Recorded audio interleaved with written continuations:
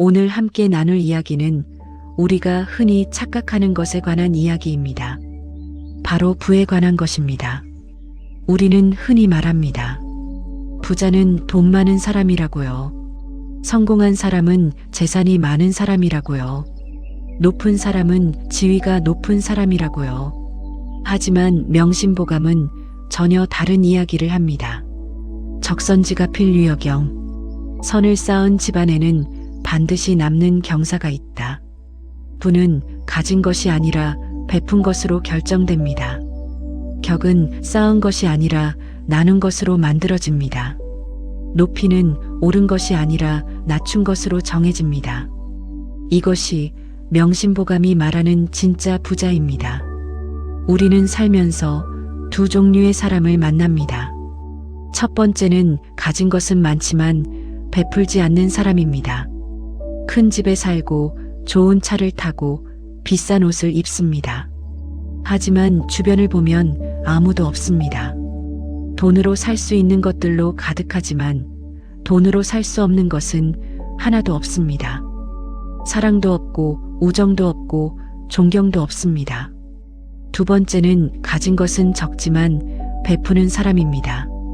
작은 집에 살고 평범한 차를 타고 수수한 옷을 입습니다.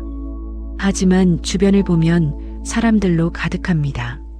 물질은 많지 않지만 마음은 풍요롭습니다. 사랑도 있고 우정도 있고 존경도 있습니다. 명심보감은 묻습니다. 누가 진짜 부자일까요? 부귀재천, 복덕재인. 부귀는 하늘에 있지만 복덕은 사람에게 있다. 돈과 지위는 하늘이 정합니다. 타고난 운도 있고 시대적 운도 있고 우연한 기회도 있습니다. 우리가 완전히 통제할 수 없습니다. 하지만 복덕은 우리가 만듭니다. 어떻게 사느냐, 어떻게 베푸느냐, 어떻게 대하느냐.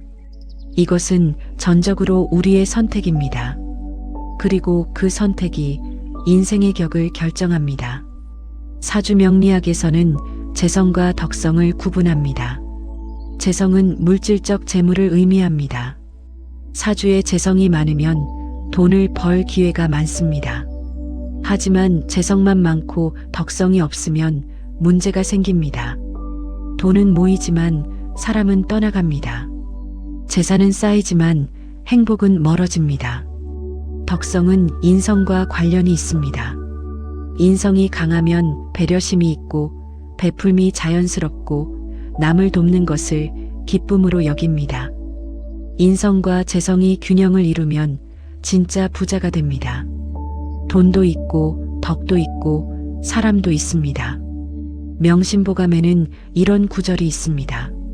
여인방편. 남에게 편리함을 주어라. 베풀문 거창한 것이 아닙니다. 거액의 기부도 아니고 희생적 봉사도 아닙니다. 그저 남에게 조금의 편리함을 주는 것입니다. 길을 물을 때 친절하게 알려주는 것. 무거운 짐을 들 때 잠시 도와주는 것. 힘든 사람을 보면 따뜻한 말 한마디 건네는 것. 이런 작은 것들이 베품입니다. 하지만 우리는 이런 작은 베품조차 하지 않습니다. 왜냐하면 바쁘니까요. 여유가 없으니까요. 나도 힘드니까요. 하지만 명심보감은 말합니다. 궁죽독성기신 달즉겸선천하. 가난하면 홀로 자신을 선하게 하고 부유하면 함께 천하를 선하게 한다. 가진 것이 없어도 베풀 수 있습니다. 돈이 없어도 미소를 베풀 수 있습니다. 시간이 없어도 관심을 베풀 수 있습니다. 힘이 없어도 격려를 베풀 수 있습니다. 베풀문 능력의 문제가 아닙니다. 태도의 문제입니다. 가진 것의 크기가 아니라 베푸는 마음의 크기가 중요합니다. 우리는 흔히 나중에 베풀겠다고 생각합니다. 돈을 많이 벌면 그때 기부할게.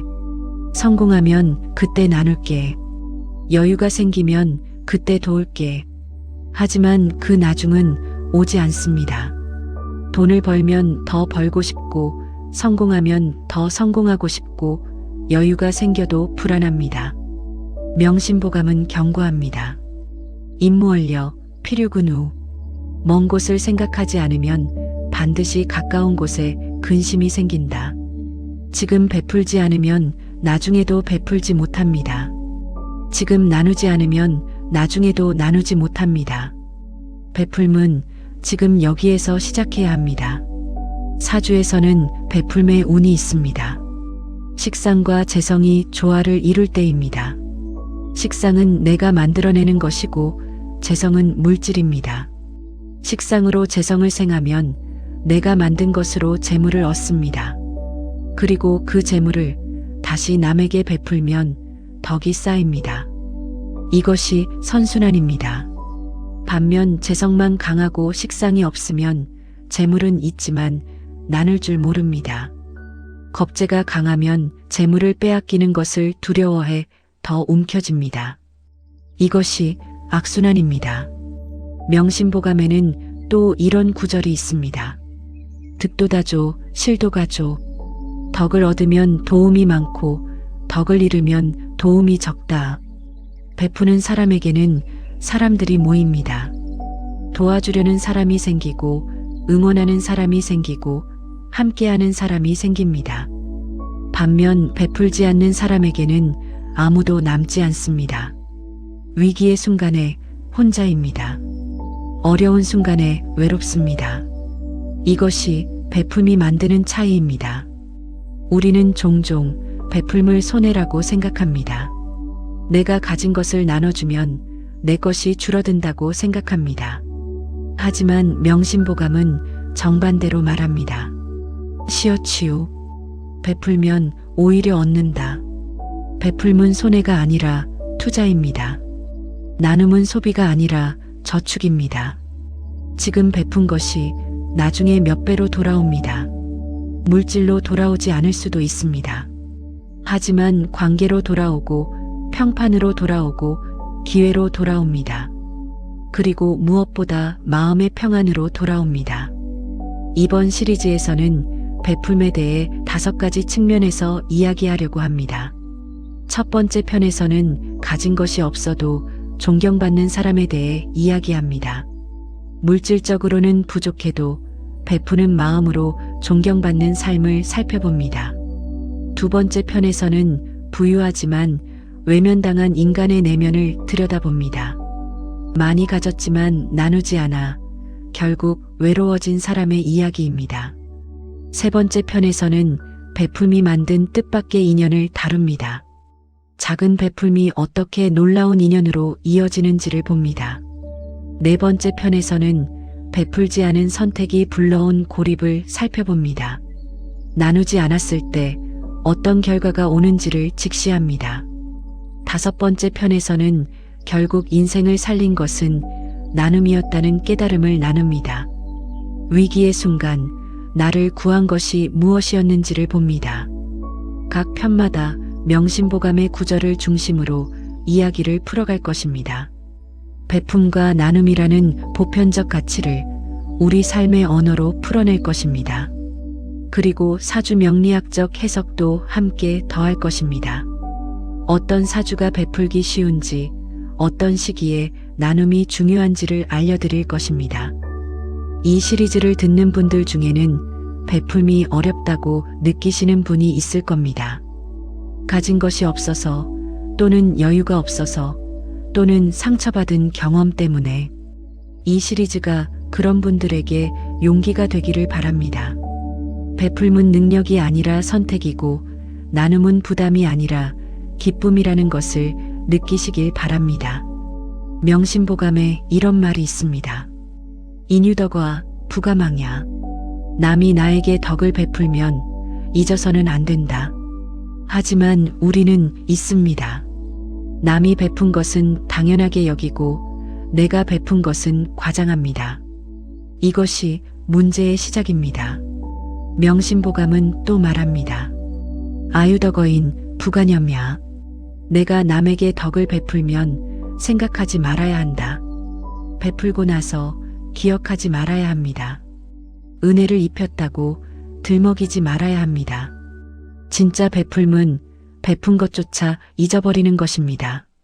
사주에서 인성이 강한 사람은 이것이 자연스럽습니다. 베풀고 나서 대가를 바라지 않습니다. 도왔다는 것조차 기억하지 않습니다. 반면 식상이 강하고 인성이 약하면 베풀고 나서 기억합니다. 내가 도와줬잖아 라고 말합니다. 이것은 진짜 베풀미 아닙니다. 거래입니다. 명심보감의 핵심 메시지입니다. 적덕여적재. 덕을 쌓는 것이 재물을 쌓는 것과 같다. 아니, 더 중요합니다. 재물은 죽으면 가져갈 수 없습니다. 하지만 덕은 죽어서도 남습니다. 자손에게 전해지고 세상에 기억되고 역사에 남습니다. 그렇다면 우리는 무엇을 쌓아야 할까요? 재물입니까? 덕입니까? 명심보감은 분명히 답합니다. 덕입니다. 이 시리즈를 통해 여러분이 3가지를 얻어가셨으면 합니다. 첫째, 베풀매의 진짜 의미를 아는 것입니다. 베풀문 능력이 아니라 태도이고 크기가 아니라 마음입니다. 둘째, 나눔의 기쁨을 경험하는 것입니다. 베풀면 손해라는 생각을 버리고 나누면 행복해진다는 것을 느끼는 것입니다. 셋째, 인생의 격을 높이는 것입니다. 가진 것으로 평가받지 않고 베푼 것으로 존경받는 삶을 사는 것입니다. 명심보감의 마지막 구절을 인용하며 서론을 마무리하겠습니다. 천도 묻힌 상여선인. 하늘에 도는 친함이 없고 항상 선한 사람을 돕는다. 하늘은 공평합니다. 누구를 특별히 편애하지 않습니다. 하지만 한 가지 확실한 원칙이 있습니다. 선한 사람을 항상 돕는다는 것입니다. 그리고 선함은 베풀면서 시작됩니다.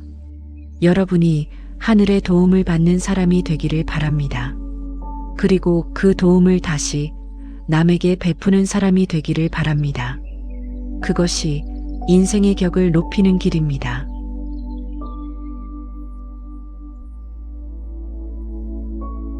일편 가진 것이 없어도 존경받는 사람. 명심보감에 이런 구절이 있습니다. 덕불고필률인. 덕이 홀로 있지 않으니 반드시 이웃이 있다.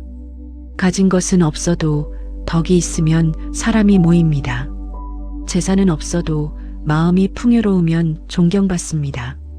지위는 낮아도 인품이 높으면 우러러봅니다.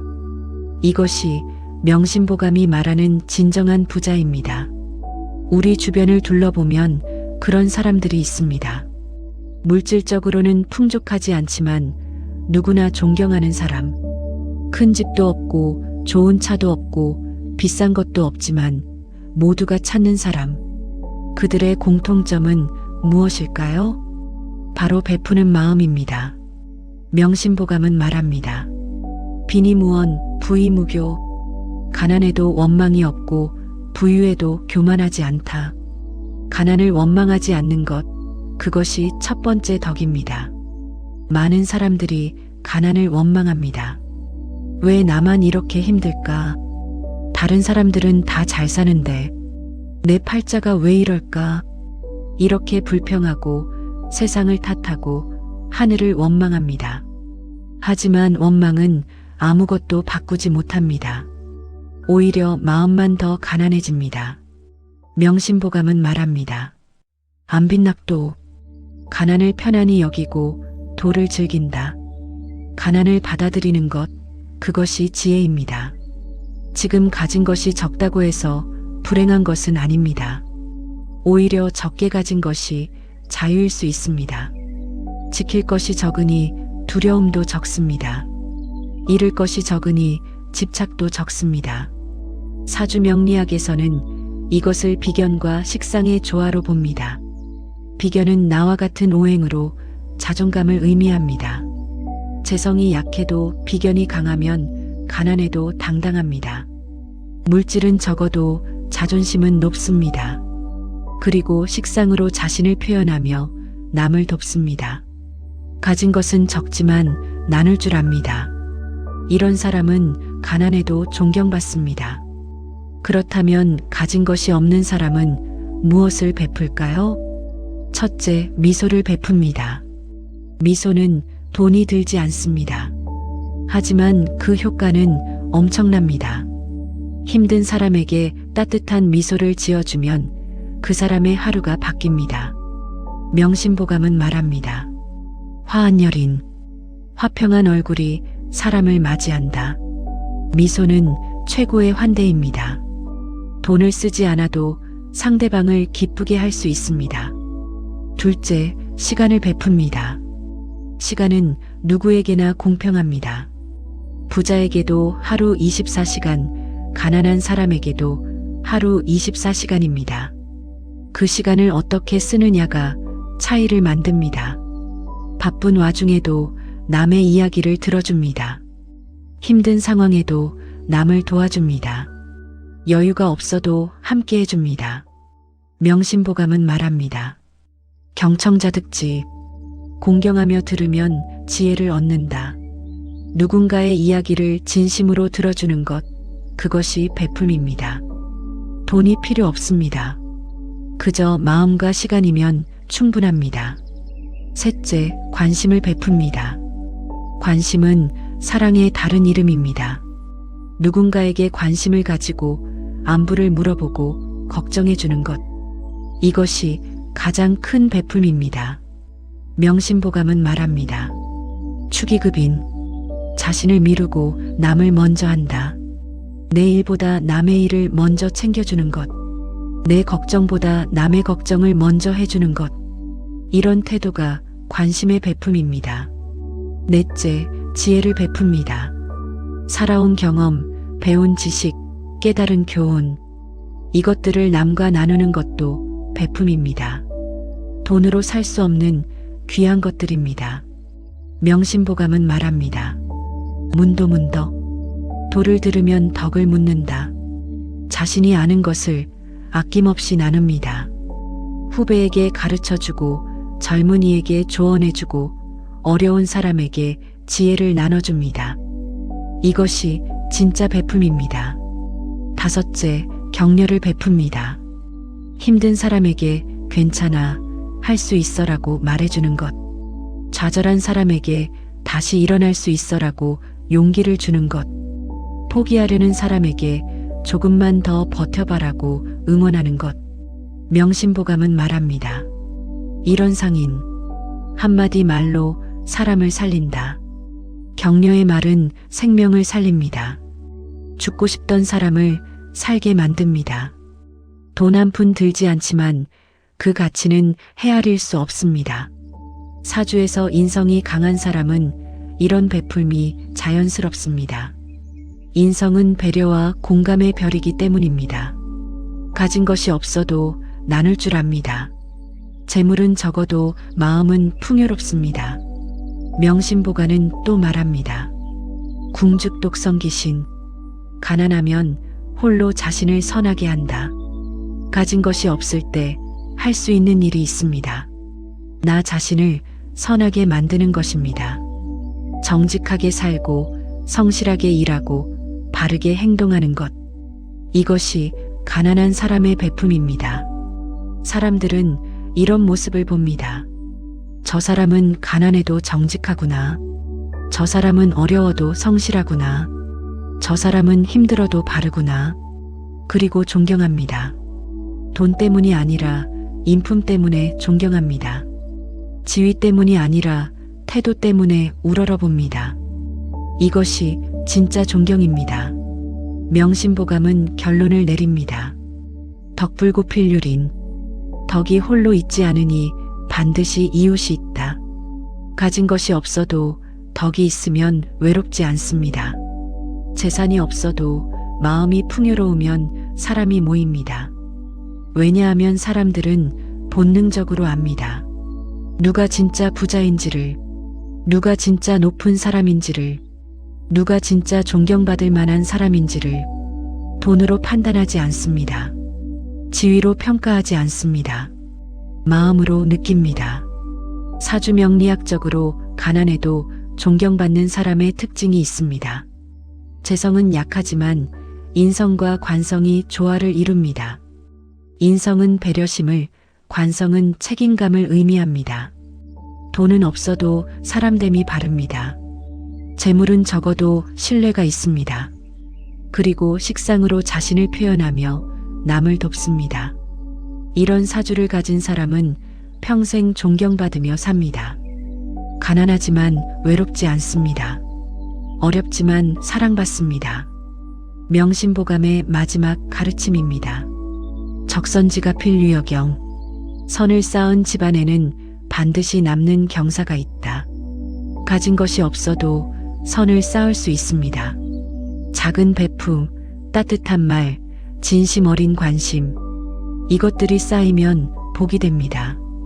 당장은 아니더라도 언젠가는 반드시 돌아옵니다. 자식에게, 손주에게, 후손에게 전해집니다. 여러분, 가진 것이 없다고 낙담하지 마십시오. 가진 것이 적다고 비관하지 마십시오. 베풀 수 있는 것은 돈만이 아닙니다. 미소, 시간, 관심, 지혜, 격려, 이것들로 얼마든지 베풀 수 있습니다. 그리고 그 베풀미 여러분을 존경받는 사람으로 만들 것입니다. 가진 것이 없어도 덕이 있으면 부자입니다.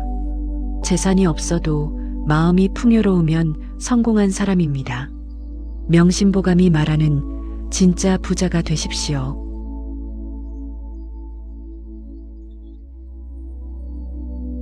이 편 부유하지만 외면당한 인간의 내면.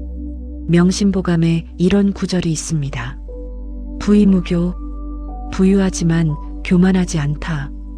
이 말은 역으로 부유하면 교만하기 쉽다는 뜻입니다. 돈이 생기면 마음이 변합니다. 재산이 늘면 태도가 달라집니다. 그리고 그 변화가 사람을 잃게 만듭니다. 우리 주변을 보면 그런 사람들이 있습니다. 큰 집에 살고 좋은 차를 타고 비싼 것들로 가득한데 아무도 찾지 않는 사람. 돈은 많은데 친구는 없는 사람. 부유한데 외로운 사람. 왜 그럴까요? 명심보감은 답합니다. 유전자고 무전자친. 돈 있는 사람은 교만하고 돈 없는 사람은 겸손하다. 물론 항상 그런 것은 아닙니다. 부유해도 겸손한 사람이 있고 가난해도 교만한 사람이 있습니다. 하지만 경향성은 분명합니다. 돈이 많아지면 교만해지기 쉽습니다. 왜냐하면 돈이 착각을 만들기 때문입니다. 나는 특별해. 나는 다른 사람들보다 나아. 나는 성공한 사람이야. 이런 착각이 교만을 낳습니다. 그리고 교만은 사람을 멀어지게 만듭니다. 명심보감은 경고합니다. 만초자멸, 겸손자익. 가득 찬 것은 넘치고 겸손한 것은 더해진다. 교만한 사람은 결국 무너집니다. 높이 올라갈수록 추락도 큽니다.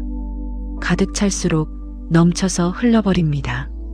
부유하지만 외면당하는 사람들의 특징이 있습니다. 첫째, 베풀지 않습니다. 돈은 많지만 나누지 않습니다. 자선도 하지 않고 기부도 하지 않고 남을 돕지도 않습니다. 내가 힘들게 번 돈인데 왜 남 줘야 해? 이렇게 생각합니다. 명심보감은 말합니다. 재물은 돌고 도는 것. 돈은 흐르는 물과 같습니다. 흐르면 맑아지지만 고이면 썩습니다. 베풀지 않고 모으기만 하면 결국 썩습니다. 그리고 그 썩은 냄새를 사람들이 맡습니다. 둘째, 무시합니다.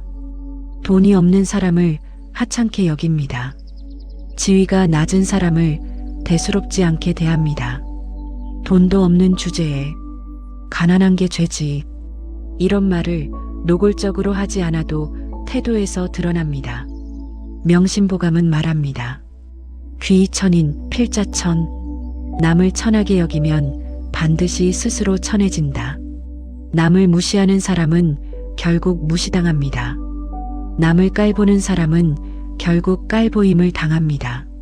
사주명리학에서는 이것을 재성과 관성의 불균형으로 봅니다.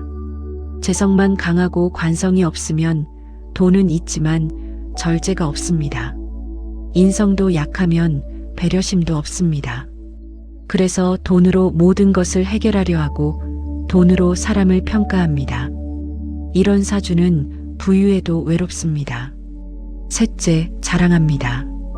가진 것을 끊임없이 드러냅니다. 비싼 옷, 좋은 차, 큰 집을 과시합니다.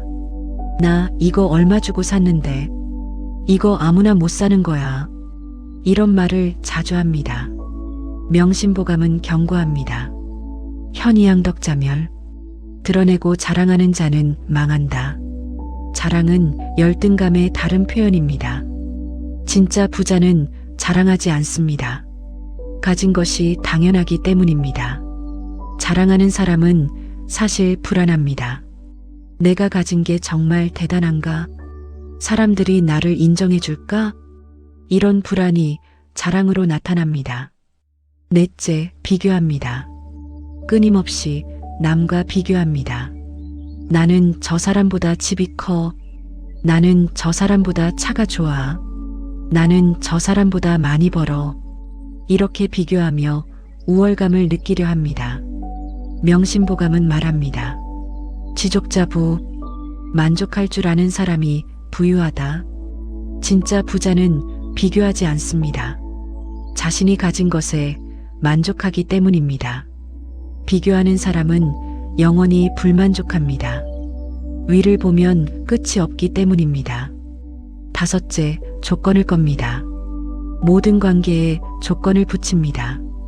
내가 이만큼 했으니 너도 이만큼 해. 내가 도와줬으니 너도 나 도와줘야지. 내가 베풀었으니 너도 베풀어야지. 명심보감은 말합니다. 무상시여. 조건 없이 베풀어라. 진짜 베풀문 대가를 바라지 않습니다. 조건을 다는 순간 그것은 베풀미 아니라 거래입니다. 그리고 거래로 맺어진 관계는 오래가지 못합니다. 사주에서 겁재가 강한 사람은 특히 조심해야 합니다. 겁재는 빼앗기는 것을 두려워하는 별입니다. 그래서 베풀고 나서 반드시 돌려받으려 합니다. 손해보는 것을 견디지 못합니다. 이런 마음이 조건을 만들어냅니다. 명심보감은 또 말합니다. 화유재지재계. 화는 재물에, 재앙은 탐욕에 있다. 부유한데 외면당하는 이유는 탐욕 때문입니다. 가진 것이 많은데 더 가지려 합니다. 베풀어야 할 때인데 더 움켜집니다. 나눠야 할 때인데 더 모읍니다. 이 탐욕이 사람을 멀어지게 만듭니다. 사람들은 본능적으로 압니다. 저 사람은 나를 이용하려 해. 저 사람은 나에게 관심이 없어. 저 사람은 자기 것만 챙겨. 그래서 멀어집니다. 부유하지만 외면당한 사람의 내면을 들여다보면 공허합니다. 돈은 많지만 마음은 가난합니다. 물질은 풍요롭지만 정신은 메마릅니다. 밤에 혼자 있으면 외롭습니다. 아무리 큰 집에 살아도 텅 빈 느낌입니다. 아무리 좋은 것을 가져도 만족하지 못합니다. 명심보감은 말합니다. 신빈즉고 재다지고. 마음이 가난하면 괴롭고 재물이 많으면 근심이다. 재물이 많으면 근심도 많아집니다. 지킬 것이 많아 불안합니다. 잃을까봐 두렵습니다. 빼앗길까봐 경계합니다. 이것이 부유하지만 불행한 이유입니다. 사주명리학적으로 부유해도 외로운 사람의 특징이 있습니다. 재성은 강하지만 인성과 비견이 모두 약합니다. 재성만 강하면 돈에만 집중합니다. 인성이 약하면 배려심이 없습니다. 비견이 약하면 자존감이 낮아 돈으로 채우려 합니다. 이런 사주는 평생 돈을 벌지만 행복하지 못합니다. 명심보감의 결론입니다. 부귀불능음. 부귀가 마음을 흔들지 못한다. 진짜 부자는 부귀에 흔들리지 않습니다. 돈이 있어도 교만하지 않습니다. 재산이 많아도 겸손합니다. 그래서 사람들이 모이고 존경받고 사랑받습니다. 반면 부귀에 흔들리는 사람은 외로워집니다. 돈은 있지만 친구는 없습니다. 재산은 많지만 사랑은 없습니다. 여러분, 부유함이 목표라면 그것만으로는 부족합니다. 부유하면서도 베풀어야 합니다. 많이 가지면서도 겸손해야 합니다. 그것이 진짜 성공입니다.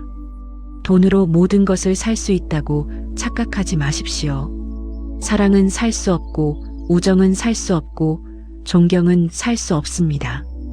이것들은 오직 베풀므로만 얻을 수 있습니다. 부유하되 겸손하십시오. 많이 가졌되 나누십시오. 그것이 외면당하지 않는 길입니다.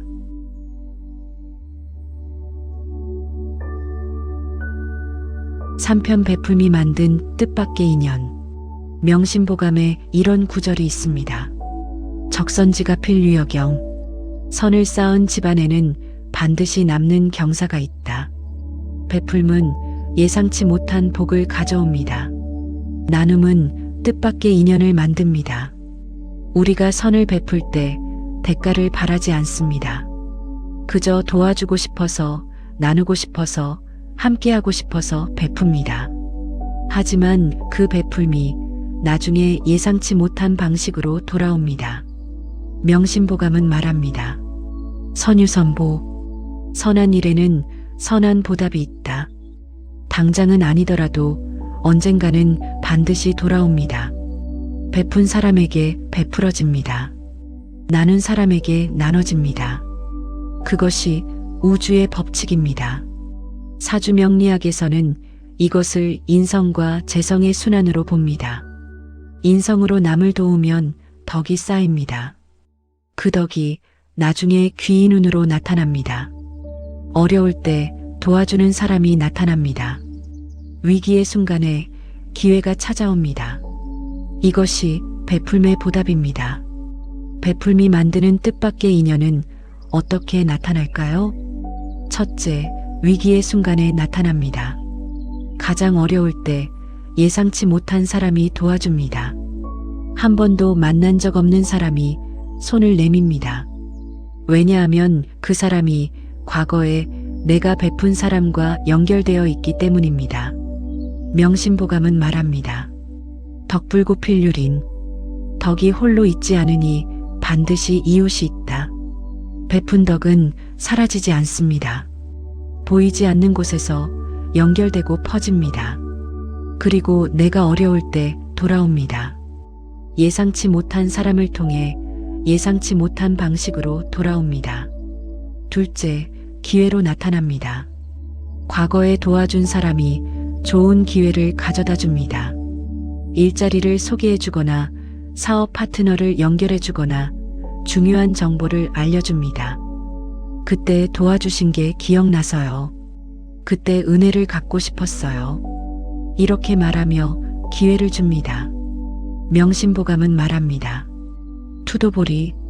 베풀면 이익으로 돌아온다. 베풀문 손해가 아닙니다. 투자입니다. 당장은 나가는 것 같지만 나중에 몇 배로 돌아옵니다. 셋째, 구원으로 나타납니다.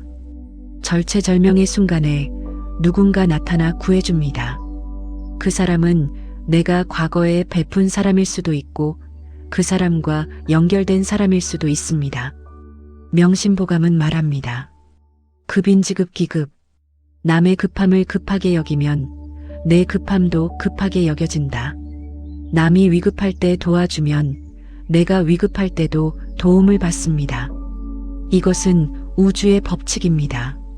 사주에서 역마살이나 천을귀인이 있으면 이런 경험을 자주 합니다. 역마살은 움직임의 별로 베품이 멀리까지 퍼집니다. 천을귀인은 귀인의 별로 어려울 때 도와주는 사람이 나타납니다. 넷째, 인연으로 나타납니다. 과거에 도와준 사람이 평생의 친구가 됩니다. 한 번의 베풀미 50년 우정으로 이어집니다. 작은 도움이 큰 인연으로 발전합니다. 명심보감은 말합니다. 일면지교. 한 번 만난 사이도 교분이 될 수 있다. 베풀문 관계의 시작입니다. 내가 먼저 마음을 열고, 먼저 손을 내밀고, 먼저 도와주면 관계가 시작됩니다. 그리고 그 관계가 평생 가는 인연이 됩니다. 5째, 명성으로 나타납니다. 베푸는 사람에 대한 소문이 퍼집니다. 저 사람은 참 좋은 사람이야. 저 사람은 어려울 때 도와줬어. 저 사람은 믿을 수 있어. 이런 평판이 쌓입니다. 명심보감은 말합니다. 명성제외. 명성은 밖에 있다. 명성은 내가 만드는 게 아닙니다. 남들이 만들어줍니다. 내가 잘해도 남들이 알아주지 않으면 명성이 안 생깁니다. 반면 베풀면 남들이 알아서 소문냅니다. 그렇게 명성이 저절로 쌓입니다. 6째, 자녀에게 나타납니다. 내가 베푼 덕이 자녀에게 복으로 돌아갑니다. 내가 도와준 사람이 내 자녀를 도와줍니다. 내가 나눈 선이 내 자녀에게 기회가 됩니다. 명심보감은 말합니다. 적선여경. 선을 쌓으면 경사가 남는다. 경사는 나에게만 오지 않습니다. 자식에게, 손주에게, 후손에게 전해집니다. 내가 지금 베푸는 것이 자녀의 미래가 됩니다. 사주명리학적으로 관인상생의 구조가 있으면 이런 복이 옵니다. 관성은 나를 통제하는 힘이지만 동시에 책임감과 도덕성을 의미합니다. 인성은 나를 생해주는 힘으로 덕과 배려를 의미합니다. 관인상생이면 책임감 있게 베풀게 됩니다. 그리고 그 베풀미 복으로 돌아옵니다. 명심보감은 또 말합니다. 투도보리만승. 베풀어 얻는 이익이 만번의 승리보다 낫다. 싸워서 이기는 것보다 베풀어서 얻는 것이 더 큽니다. 경쟁에서 이기는 것보다 협력으로 얻는 것이 더 오래갑니다. 베풀문 장기적 투자입니다. 당장은 손해처럼 보여도 시간이 지나면 큰 이익이 됩니다. 뜻밖의 인연은 계획할 수 없습니다. 예상할 수도 통제할 수도 없습니다. 그저 베풀면 자연스럽게 옵니다. 명심보감의 가르침입니다. 무심즉득. 마음을 두지 않으면 오히려 얻는다. 대가를 바라지 않고 베풀면 예상치 못한 대가가 옵니다. 보답을 기대하지 않고 나누면 뜻밖의 보답이 옵니다. 이것이 베풀매의 역설입니다. 사주에 천덕기인이나 월덕기인이 있으면 이런 복이 특히 강합니다. 천덕기인은 하늘의 덕을 받는 별입니다. 월덕기인은 달의 덕을 받는 별입니다. 이 별들이 있으면 베푼 것이 몇 배로 돌아옵니다. 여러분, 베풀 때 계산하지 마십시오. 이만큼 베풀면 이만큼 돌아올까? 이렇게 생각하지 마십시오. 그저 베푸십시오. 조건 없이, 기대 없이, 계산 없이. 그러면 뜻밖의 인연이 찾아올 것입니다. 예상치 못한 방식으로, 예상치 못한 시간에, 예상치 못한 사람을 통해. 그것이 베풀매 신비입니다.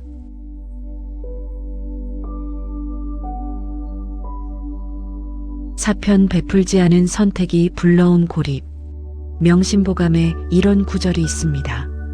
득도 다줘, 실도 가줘. 덕을 얻으면 도움이 많고 덕을 잃으면 도움이 적다.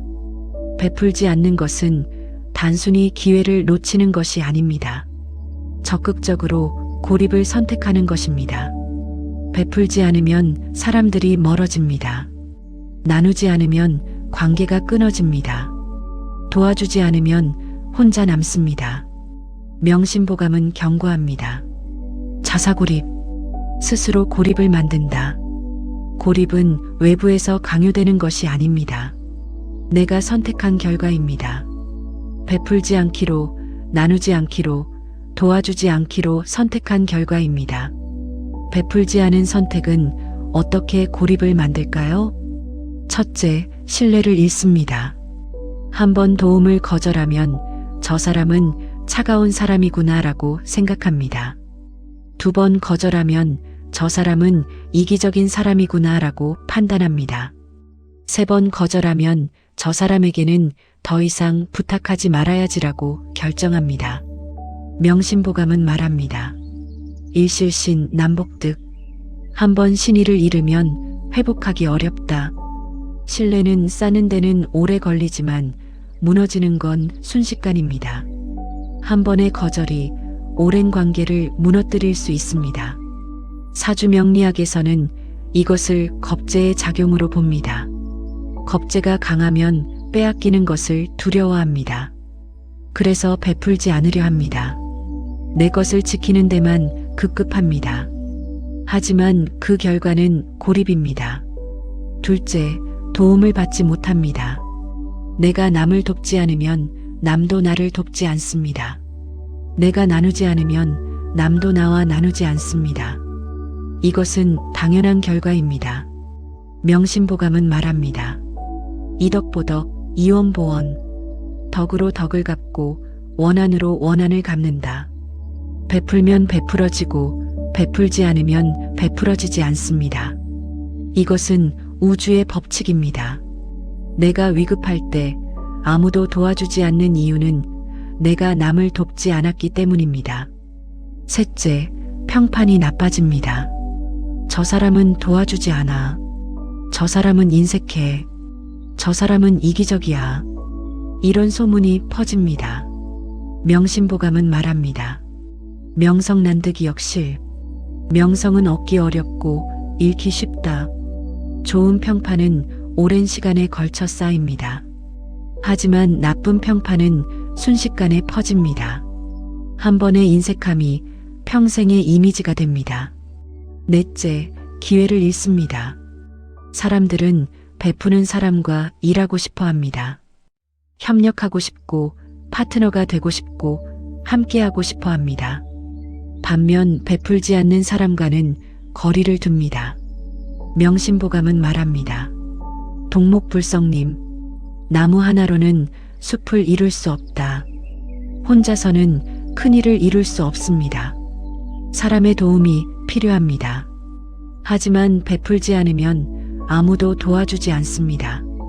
그래서 기회를 놓치게 됩니다. 다섯째, 외로워집니다.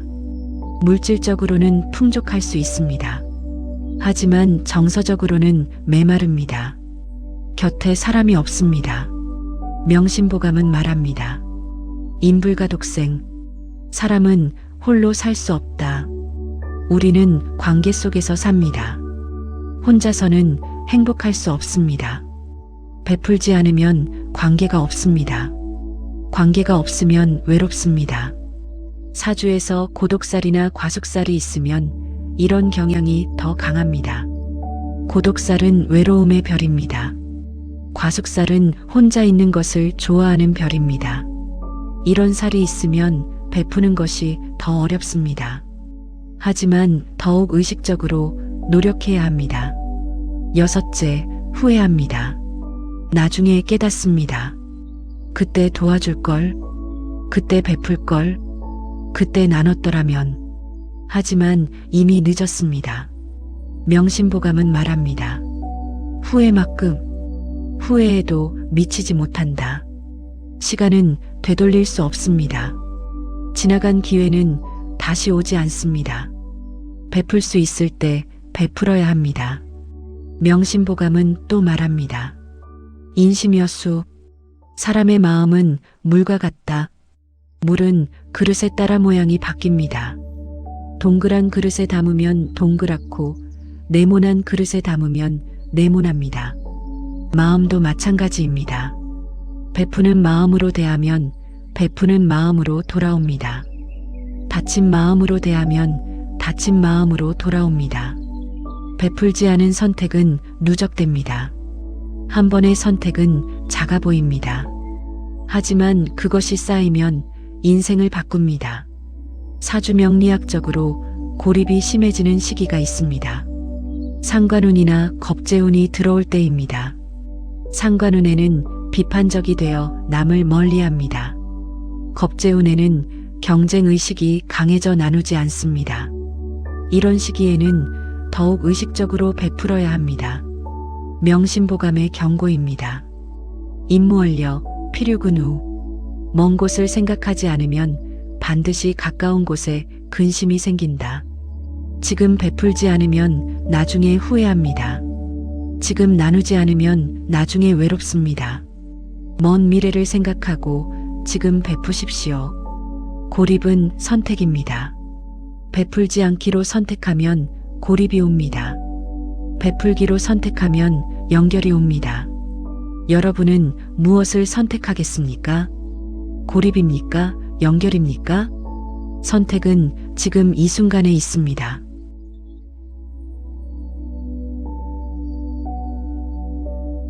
5편 결국 인생을 살린 것은 나눔이었다. 명심보감에 이런 구절이 있습니다. 선유선보, 악유악보. 선한 일에는 선한 보답이 있고 악한 일에는 악한 보답이 있다. 인생의 위기는 누구에게나 옵니다. 갑자기 일을 잃기도 하고 사업이 망하기도 하고 건강을 잃기도 하고 사랑하는 사람을 잃기도 합니다.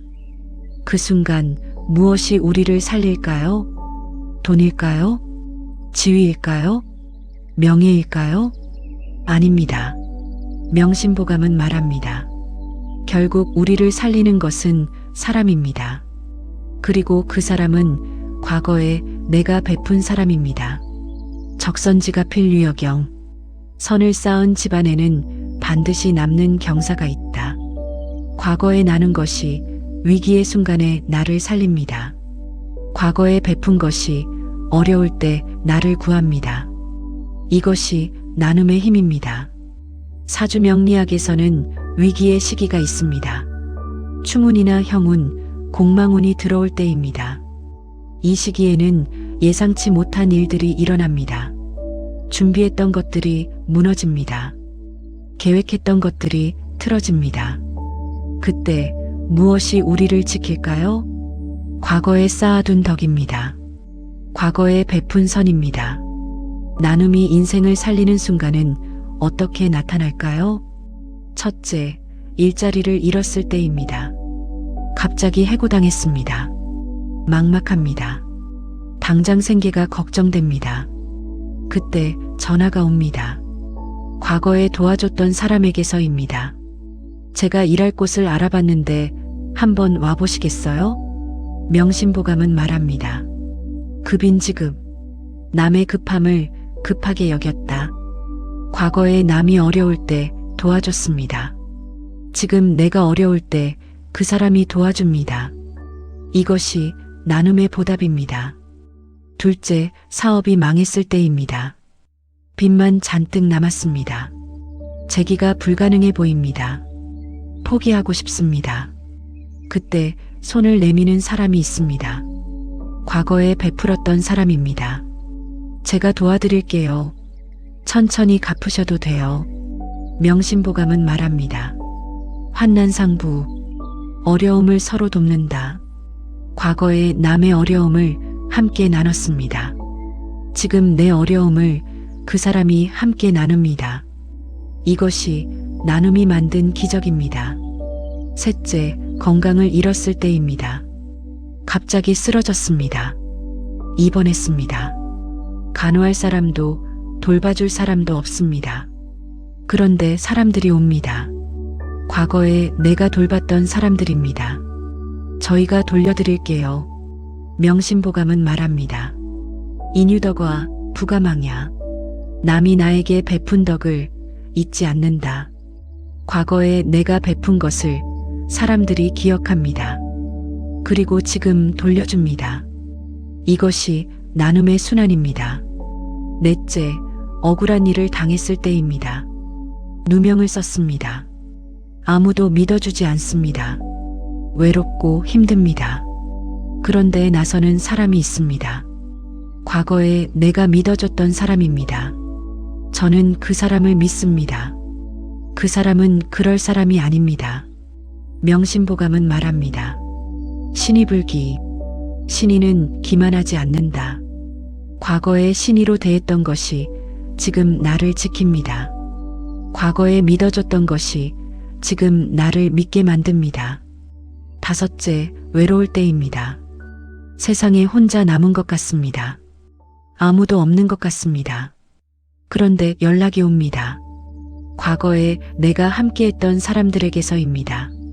안녕하세요. 잘 지내시죠? 보고 싶어서 연락드렸어요.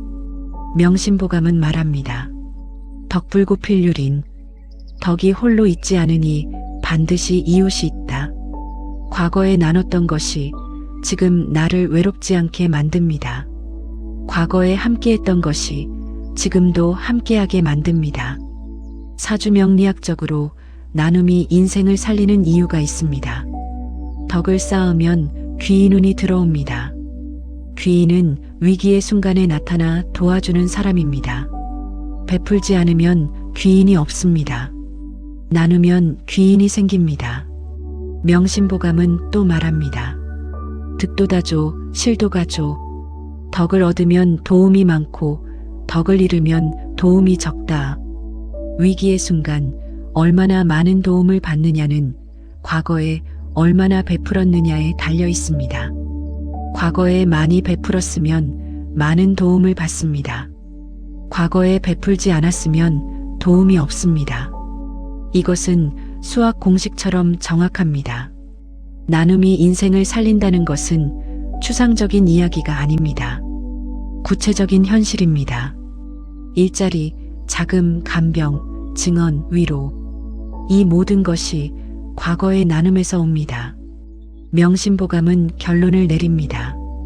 적덕여적재. 덕을 쌓는 것이 재물을 쌓는 것과 같다. 아니, 더 중요합니다. 재물은 위기에 다 잃을 수 있습니다. 하지만 덕은 절대 잃지 않습니다. 위기가 와도 덕은 남습니다. 그리고 그 덕이 나를 살립니다. 사주에 천을귀인이나 천덕귀인이 있으면 이런 경험을 합니다. 천을귀인은 하늘의 귀인입니다. 천덕귀인은 하늘의 덕입니다. 이 별들이 있으면 위기의 순간에 반드시 도움이 옵니다. 하지만 이별이 없어도 괜찮습니다. 베풀면 귀인이 생깁니다. 나누면 덕이 쌓입니다. 명심보감의 마지막 가르침입니다. 천도무친 상여선인. 하늘의 도는 친함이 없고 항상 선한 사람을 돕는다. 하늘은 공평합니다. 부자를 특별히 돕지 않습니다. 권력자를 특별히 돕지 않습니다. 하지만 한 가지 확실한 원칙이 있습니다. 선한 사람을 항상 돕는다는 것입니다. 그리고 선함은 나눔에서 시작됩니다. 여러분, 지금 베푸십시오. 나중을 위해서가 아니라 지금을 위해서입니다. 대가를 바라지 말고 조건 없이 베푸십시오. 그것이 미래의 나를 살리는 길입니다. 위기는 누구에게나 옵니다. 준비할 수 없습니다. 하지만 대비할 수는 있습니다. 그 대비가 바로 나눔입니다. 지금 베푼 것이 나중에 나를 살립니다. 지금 나눈 것이 위기의 순간에 나를 구합니다. 이것은 보험보다 확실하고 저축보다 안전하고 투자보다 확실합니다. 나눔은 인생 최고의 보험입니다. 베풀문 인생 최고의 저축입니다. 지금 시작하십시오.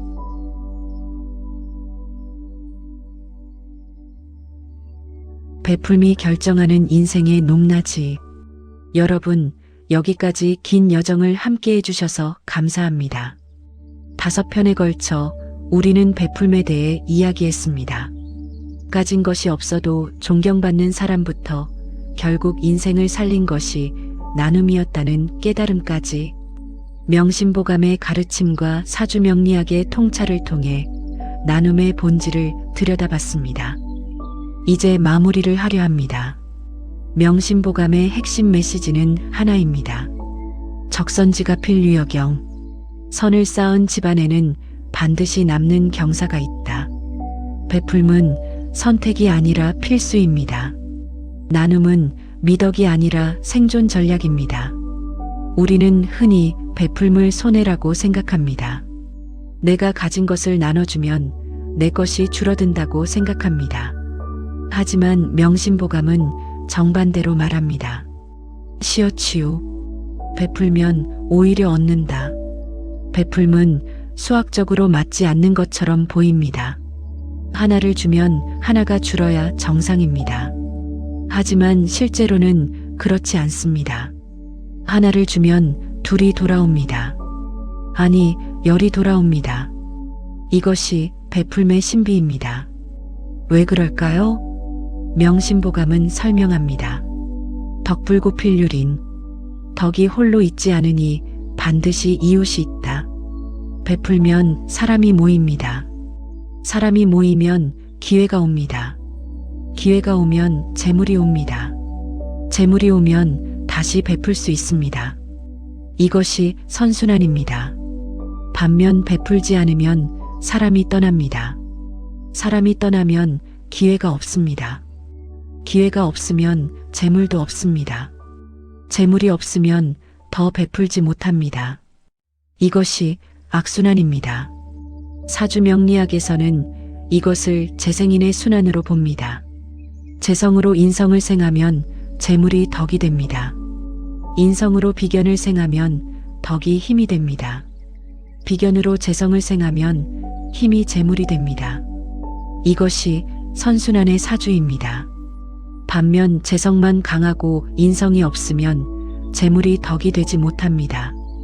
겁재가 강하면 재물을 빼앗기는 것만 두려워합니다. 이것이 악순환의 사주입니다. 명심보감은 또 말합니다. 득도다조, 실도가조. 덕을 얻으면 도움이 많고 덕을 잃으면 도움이 적다. 인생은 혼자 살 수 없습니다. 반드시 남의 도움이 필요합니다. 그 도움을 얼마나 받느냐는 내가 얼마나 베풀었느냐에 달려 있습니다. 많이 베풀면 많은 도움을 받습니다. 베풀지 않으면 도움도 없습니다. 이것은 우주의 법칙입니다. 예외가 없습니다. 우리는 살면서 두 가지 부를 쌓을 수 있습니다. 첫째는 물질의 부입니다. 돈, 집, 차, 땅, 주식 이런 것들을 모으는 것입니다. 둘째는 덕의 부입니다. 신뢰, 평판, 관계, 사랑, 존경 이런 것들을 쌓는 것입니다. 명심보감은 묻습니다. 어느 것이 더 중요할까요? 적덕여적재. 덕을 쌓는 것이 재물을 쌓는 것과 같다. 아니, 더 중요합니다. 물질의 부는 언제든 잃을 수 있습니다. 사업이 망할 수도, 사기를 당할 수도, 경제 위기가 올 수도 있습니다. 하지만 덕의 부는 절대 잃지 않습니다. 아무리 어려워져도 덕은 남습니다. 그리고 그 덕이 나를 다시 일으켜 세웁니다. 사주에서 편재나 정제가 많으면 물질의 부를 쌓기 쉽습니다. 하지만 인성이 약하면 덕의 부를 쌓지 못합니다. 돈은 많지만 외롭습니다. 재산은 있지만 불행합니다. 반면 인성이 강하면 덕의 부를 쌓습니다. 재성이 약해도 행복합니다. 물질은 적어도 풍요롭습니다. 명심보감에는 이런 이야기도 있습니다. 궁죽독성귀신, 달즉겸선천하. 가난하면 홀로 자신을 선하게 하고 부유하면 함께 천하를 선하게 한다. 베풀문 능력의 문제가 아닙니다. 태도의 문제입니다. 가진 것이 없어도 베풀 수 있습니다. 미소로, 시간으로, 관심으로, 격려로 베풀 수 있습니다. 가진 것이 많으면 더 많이 베풀면 됩니다. 돈으로, 기회로, 영향력으로 베풀면 됩니다. 중요한 건 가진 것의 크기가 아니라 베푸는 마음의 크기입니다. 우리는 흔히 성공을 물질로 측정합니다. 얼마나 벌었는가, 얼마나 모았는가, 얼마나 가졌는가. 하지만 명심보감은 다르게 말합니다. 부귀제천, 복덕재인. 부귀는 하늘에 있지만 복덕은 사람에게 있다. 진짜 성공은 얼마나 베풀었는가로 측정됩니다. 얼마나 나눴는가, 얼마나 도왔는가, 얼마나 함께 했는가. 이것이 인생의 진짜 성적표입니다. 사주명리학적으로 말년운이 좋은 사람의 특징이 있습니다. 젊었을 때 베푼 사람입니다. 어려울 때 나눈 사람입니다. 힘들 때도 도운 사람입니다. 이런 사람은 나이 들어 복을 받습니다.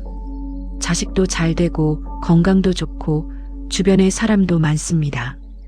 반면 젊었을 때 모으기만 한 사람은 말년이 외롭습니다. 돈은 있지만 곁에 아무도 없습니다. 명심보감의 마지막 가르침입니다. 천도 묻힌 상여선인.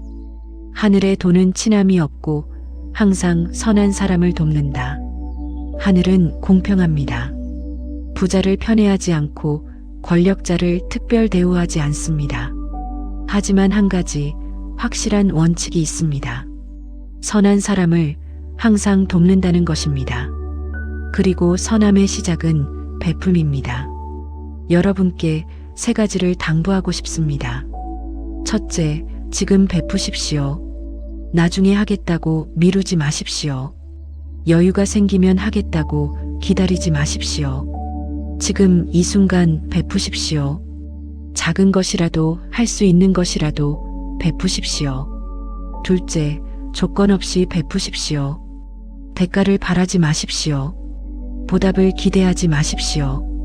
그저 베풀고 잊어버리십시오. 진짜 베풀문 베푼 것조차 기억하지 않는 것입니다. 셋째, 계속 베푸십시오. 한번 베풀고 끝내지 마십시오. 베풀물 습관으로 만드십시오. 매일 조금씩 꾸준히 베푸십시오. 그것이 덕을 쌓는 길입니다. 명심보감은 약속합니다. 적선지가 필류여경. 선을 쌓은 집안에는 반드시 남는 경사가 있다. 여러분이 지금 베푼 것이 반드시 돌아올 것입니다. 당장은 아니더라도 언젠가는 반드시 돌아올 것입니다. 여러분에게 또는 여러분의 자녀에게 또는 여러분의 후손에게 반드시 돌아올 것입니다. 이것은 약속입니다. 우주의 약속이고 하늘의 약속입니다. 인생의 격은 가진 것으로 결정되지 않습니다. 베푼 것으로 결정됩니다. 재산의 크기가 아니라 나눔의 크기가 인생의 높낮이를 가릅니다. 여러분이 높은 인생을 사시길 바랍니다. 물질이 아니라 덕으로, 재산이 아니라 베풀므로, 소유가 아니라 나눔으로 그런 인생을 사시길 바랍니다. 명심보감이 여러분과 함께하기를 바랍니다. 여러분의 베풀미 세상을 바꾸기를 바랍니다. 그리고 그 베풀미 여러분에게 복으로 돌아오기를 바랍니다. 감사합니다.